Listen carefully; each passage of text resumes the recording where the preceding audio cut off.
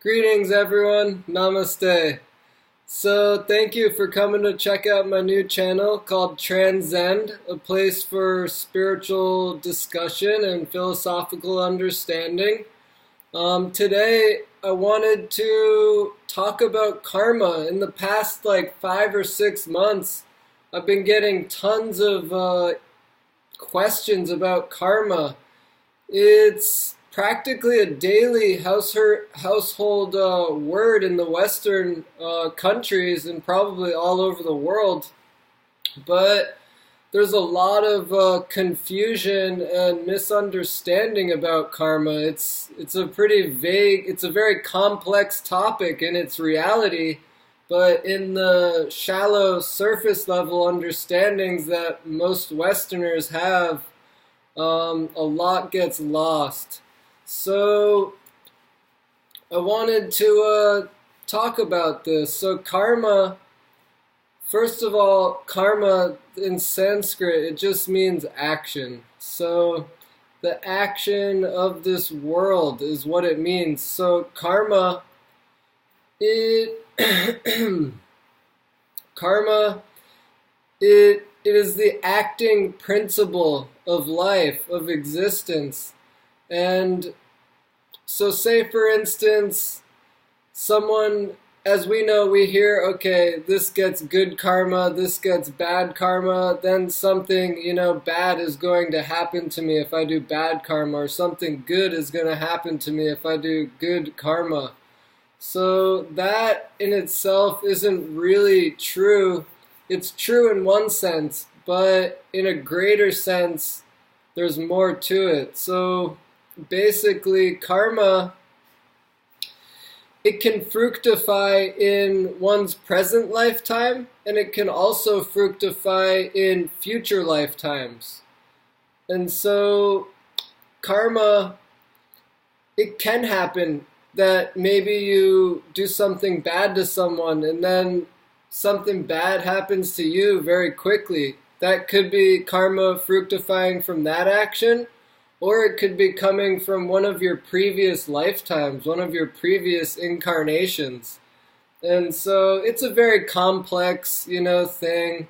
And karma is actually, it's not a spiritual practice. And this is one of the major misconceptions that people have. So karma, there's a practice called karma yoga, and that is affiliated with karma. So karma yoga, as delineated in the Vedic teachings, is the practice of doing good things to others, doing giving in charity, being selfless, being compassionate. It's meant for the elevation of one's material position within the material universe. And so karma, in that sense, karma yoga, it never leads to a transcendental destination. And why doesn't it lead to a spiritual destination? Because karma is the binding force of this material universe. So therefore, if we do good karma or bad karma, then we will be bound to enjoy the fruit of our action. And that is why karma is not a spiritual practice, because as much as we are bound in this world, bound to our identity, which is made up of karma, the subtle body is made up of karma, if you guys don't know that. So it's made up of things called samskaras, impressions, and they're karmic impressions. And so the subtle body, which is constituted of the mind, intellect, false ego, this is also known as the astral body. And according to our actions in one's lifetime in previous lives, then when they die, their subtle body carries them to their next destination in a material body, whether it's a higher celestial body or whether it's a lower animal body, ghostly body, could be any sort of body. But the point is that the subtle body is made up of this karma. When we do things, the energy gets imprinted into our psychophysical, not physical, our psycho subtle body that I just told you guys about, and those impressions are what we're made of in a subtle body. The subtle body also isn't spiritual. So that should also be understood, is that the subtle body, astral projection, none of that stuff is spiritual. That's just a different dimension of material existence. It's a more subtle existence. Subtler than that is the soul, which is part and parcel of Brahman. It's part of the divine energy, and that is the most subtle of energy. So subtle that it can't be detected by any material means. But that doesn't mean it doesn't exist. It definitely exists. The soul exists, and we won't get into that topic right now, but karma. So what I was saying is that you get propelled into your next existence according to your present samskaras, your present body of impressions that are making up your subtle body. And so if you do the best things in karma yoga, people practice karma yoga, especially in Hindu traditions, to attain a place called Svarga Loka, which is a place where some of you may have heard of the devatas, the demigods. They're called, one of the famous ones is Indra, then there's Ganesh. There's so many different devatas. And in this place, people, they live, their lifetimes are greatly extended. They live for hundreds of thousands of years, and they enjoy celestial bliss. This isn't divine bliss, it's celestial bliss. And even then, their position is temporary. So that is the main problem. They are not liberated. It's called the heavenly planet sometimes, because it's heavenly in the sense that everything is so enjoyable, but it's not heavenly in the sense that it's temporary. And so intelligent person doesn't want a temporary destination, even if it lasts for millions of years. They don't want temporary. A spiritualist, a transcendentalist, they always shoot for the highest thing, which is nirvana, liberation, mukti, going beyond, the mundane sphere of samsara, traveling in births and deaths and all these things. So karma yoga, the difference between, someone might ask, okay, what's the difference between karma yoga and spiritual life? Because most people, they look at spiritual life in terms of doing selfless things for others. And so that's of course not a bad thing. Doing good things for others, that's not a bad thing. That's a very good thing. And but it won't lead one to transcendental consciousness.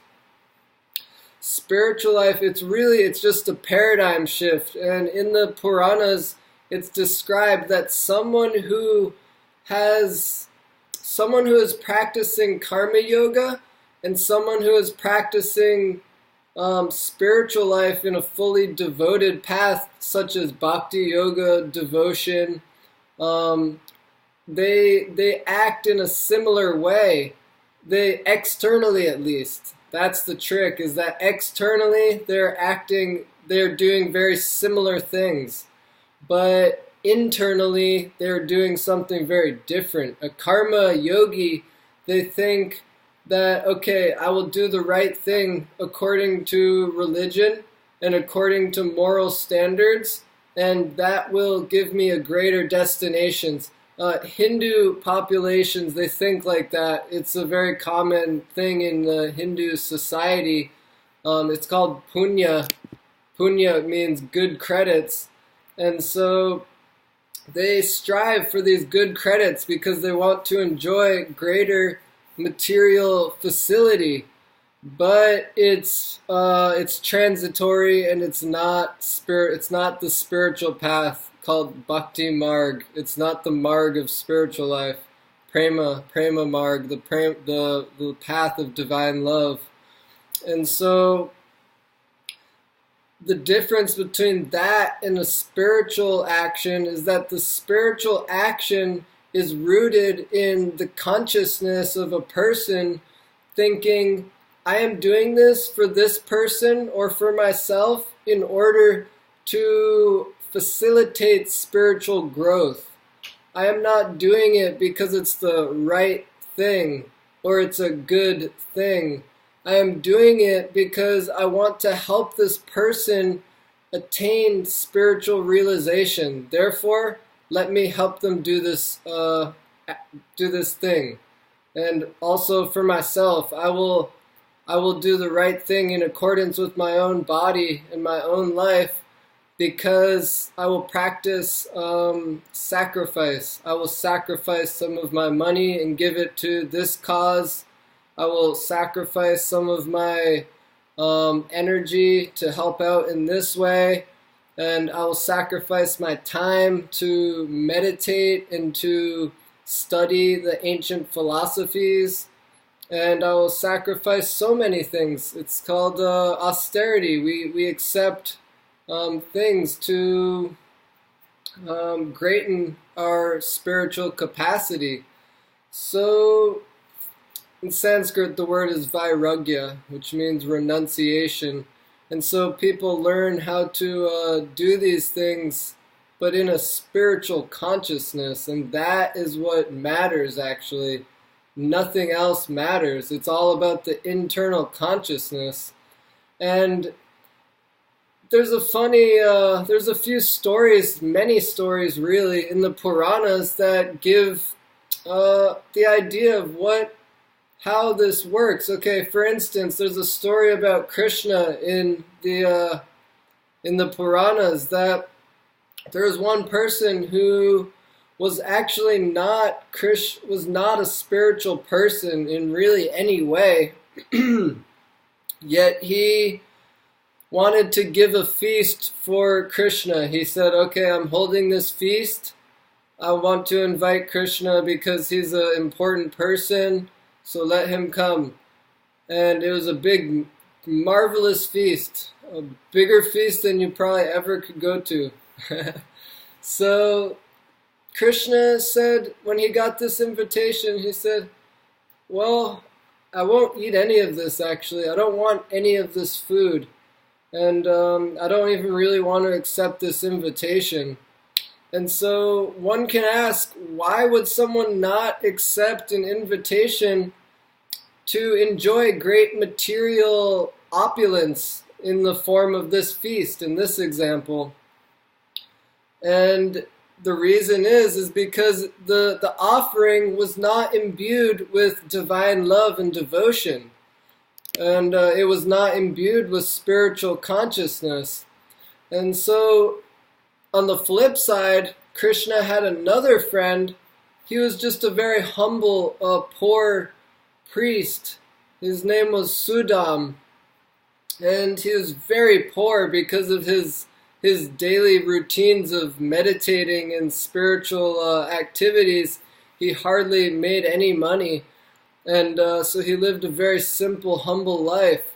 Yet Krishna, he wanted to give something to Krishna, and all he had were these little, in India it's called chipped rice, poha, and it's a famous dish. Anyway, it's very cheap. The cheapest thing, practically edible thing. All you have to do is this like flaked rice, and you just soak it in water, and you can eat it. All the poor people, they eat this.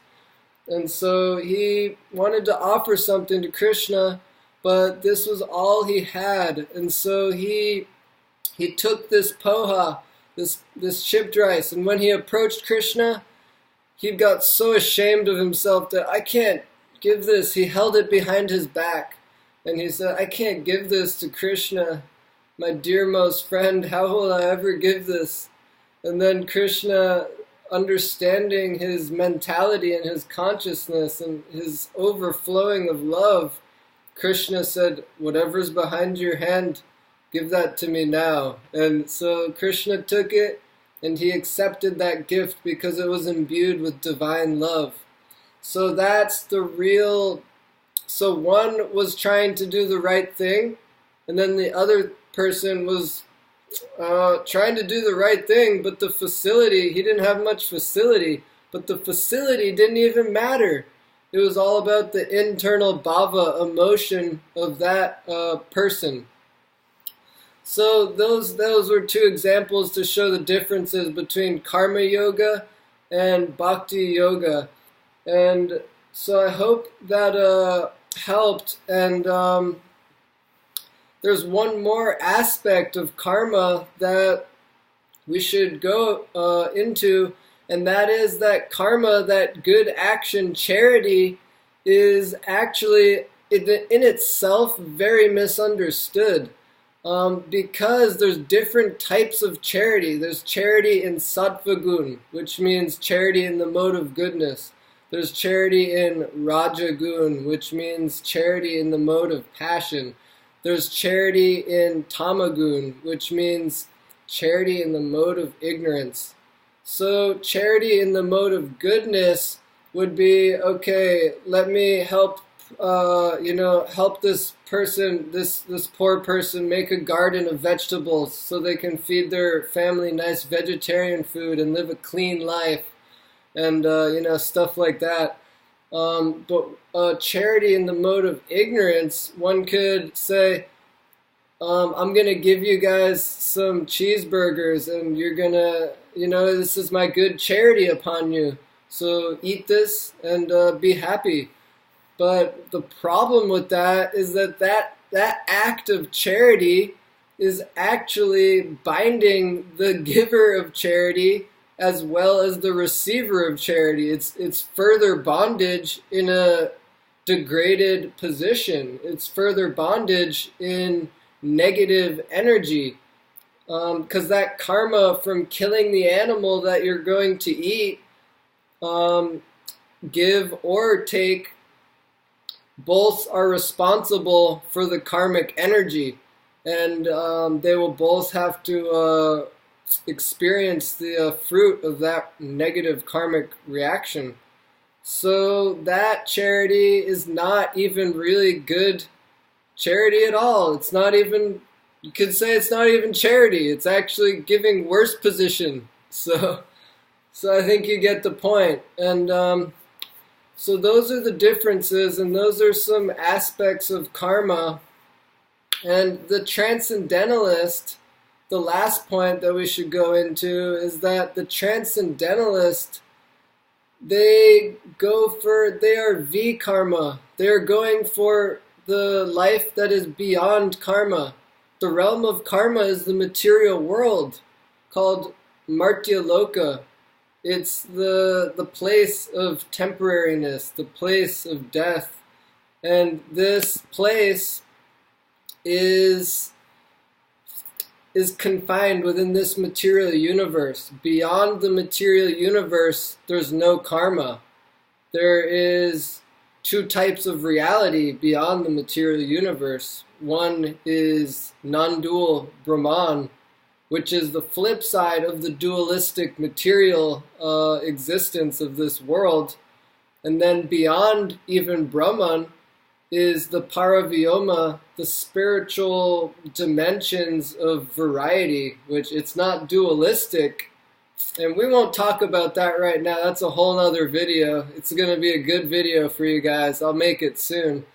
But it's a whole nother reality, which is... It's just very, all paradoxes find their harmony in that place called Paravyoma. And we'll talk about that another time.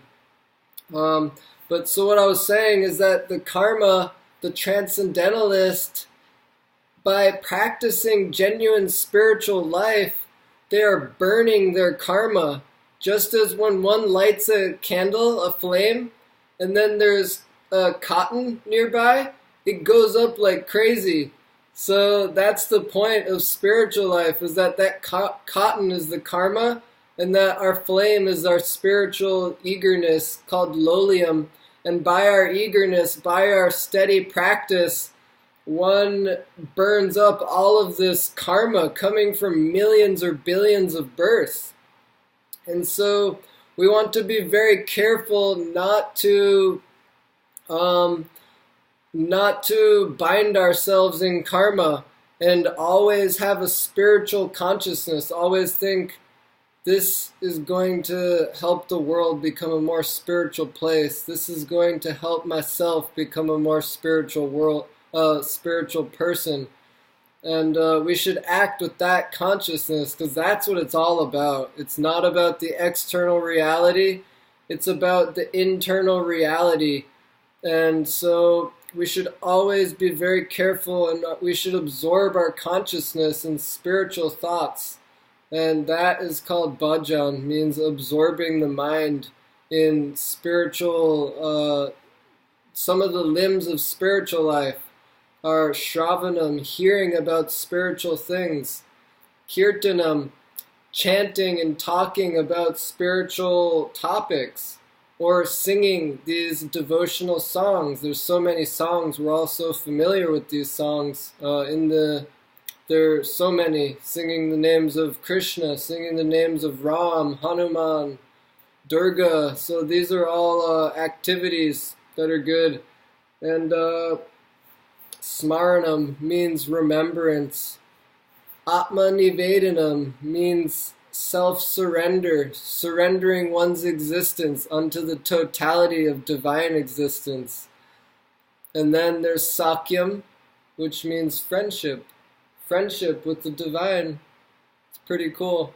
So there's all these different ways to engage in spiritual activity, and we encourage them, because that is what will bring us to the highest stages of divine love. We have to, as much as we apply ourselves in spiritual consciousness, that is how far we will get. And not only that, but as we know, the spiritual teacher, blessings will come from the divine, the higher ascended masters. Blessings will come from the higher realms of divinity, and they will come down unto our place of wherever we may be. The divinity is not lost. Divinity can come at any moment, no matter our position. So we just always have to remain humble and remember these things. And so I hope this talk on karma, I hope it made sense.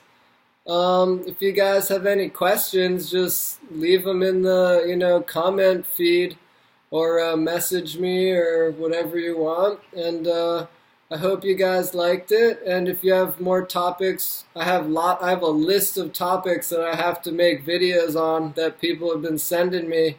So I'll try to do that as quickly as I can. It may take some time, but I hope you guys have a nice day. And namaste.